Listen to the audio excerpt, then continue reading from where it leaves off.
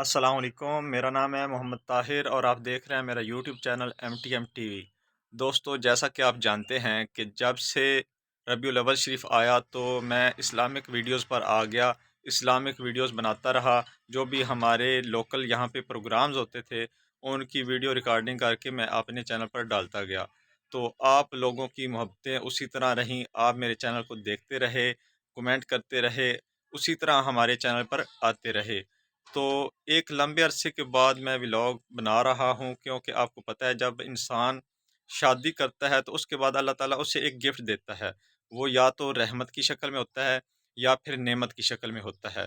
تو ہمارا بھی یہ ٹائم قریب آ گیا، تو ہمیں گھر سے رات کو 1:30 بجے نکلنا پڑا۔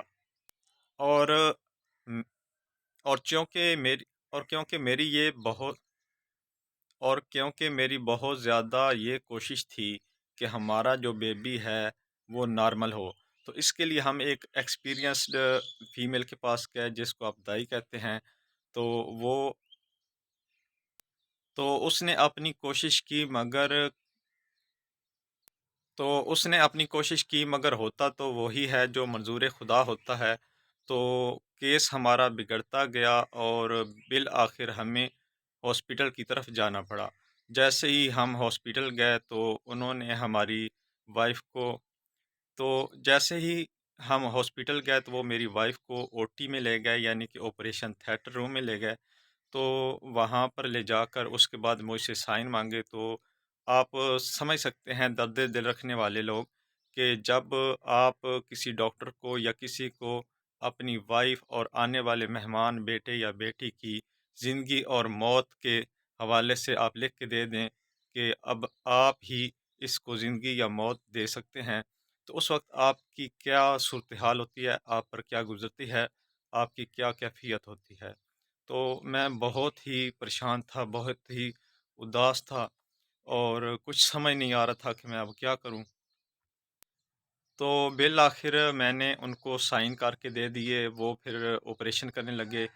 تو اللہ تعالیٰ نے مجھے بیٹے سے نوازا، اللہ تعالیٰ نے مجھے ایک نعمت دی۔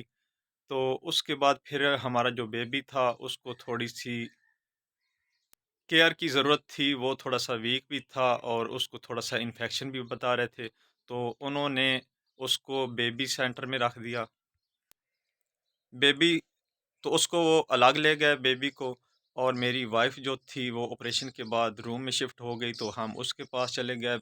تو بیٹے کی حالت پہلے کافی نازک تھی، اس کو انہوں نے بیبی وارمر بھی رکھا۔ اس کو بیٹے کو انہوں نے بیبی وارمر جو مشین ہوتی ہے، میں آپ کو پکچر بھی اس کی دکھاؤں گا کہ وہ کیسی ہوتی ہے، تھوڑی سی میں نے پکچر وہاں سے لی تھی۔ تو اس کے اندر رکھا، عام لوگ ہمارے پنجابی لوگ کہتے ہیں کہ ہمارے بچے کو شیشے میں رکھا ہوا ہے، تو اس کے اندر انہوں نے رکھا۔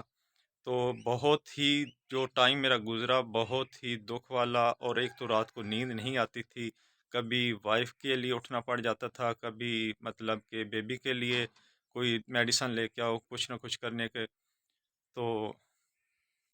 تو کبھی بیٹے کے لیے اٹھنا پڑتا، کبھی وائف کے لیے کوئی نہ کوئی چیز لانی پڑتی تھی، پھر مہمان آ رہے ہیں، کالز آ رہی ہیں، اور آپ کو پتہ ہے کہ ہاسپیٹل کے اندر سونے کی جگہ تو ویسے بھی نہیں ہوتی، جو وہاں پر اسٹریچر یا کوئی بیڈ وغیرہ یا جو بھی کوئی میز ٹیبل ہوتا ہے وہاں پر آپ نے سونا ہوتا ہے۔